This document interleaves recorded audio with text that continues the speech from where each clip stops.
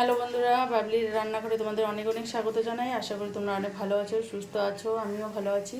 তো আজকে আর একটা রেসিপি শেয়ার করবো। ভিডিওটা শুরু থেকে শেষ অবধি দেখার অনুরোধ রইল। বন্ধুরা, তোমরা যারা আমার মতো মিষ্টি খেতে ভালোবাসে তো এই মিষ্টি রেসিপিটা একবার করে দেখবে, খুব ভালো লাগবে। খেতে খুব অসম্ভব সুন্দর হয়। কড়াই বসিয়ে দিয়েছি, কড়াইটা গরম হয়ে গেছে। রিফাইন তেল দিয়ে দিচ্ছি।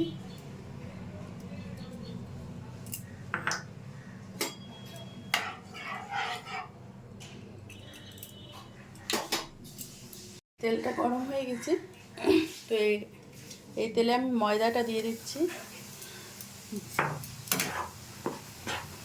এটা অনবরত নাড়তে হবে ময়দাটা দিয়ে।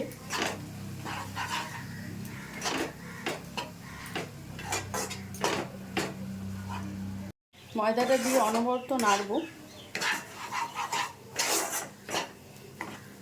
ময়দাটা এখন শুকনো শুকনো মনে হচ্ছে।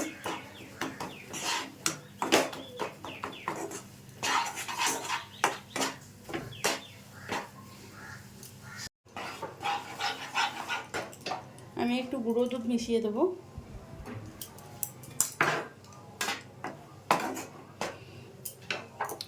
পরিমাণ মতো চিনির গুঁড়ো দেবো।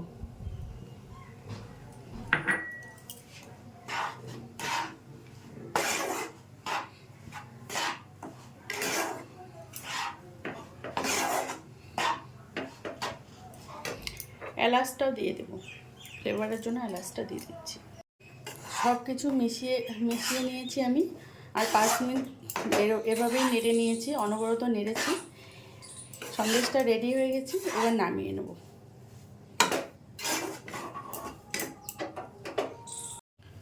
আমি এভাবেই সব কিছু মিশিয়ে নিয়েছি। 5 মিনিট আমি ভালো করে নেড়ে নিয়েছি, সব কিছু মিশে গেছে এবং রেডি হয়ে গেছে এই সন্দেশটা। আমি এটাকে একটা প্লেটে তুলে নেব। বন্ধুরা, আমি সন্দেশটা নামিয়ে নিয়েছি একটা প্লেটে। এটা সেট হওয়ার জন্য 1 ঘন্টার জন্য আমি ডিপ ফ্রিজে রেখে দেবো। 1 ঘন্টা পর দেখাচ্ছি আপনাদের। ফ্রিজ থেকে আমি 1 ঘন্টা পর বের করে নিয়েছি, এবার কেটেও নিয়েছি, আপনাদের সার্ভ করে দেখাচ্ছি। বন্ধুরা, আমি সন্দেশগুলো কেটে একটা প্লেটে সার্ভ করে দিয়েছি। তো আপনারা একবার ট্রাই করবেন, আশা করি ভালো লাগবে। যদি ভালো লাগে লাইক, শেয়ার, কমেন্ট এবং সাবস্ক্রাইব করবেন আমার চ্যানেলটাকে। ফিরে আসছি নতুন কোনো ভিডিও নিয়ে। ভালো থাকবেন, সুস্থ থাকবেন। ভিডিওটা শুরু থেকে শেষ অবধি দেখার জন্য অনেক অনেক ধন্যবাদ।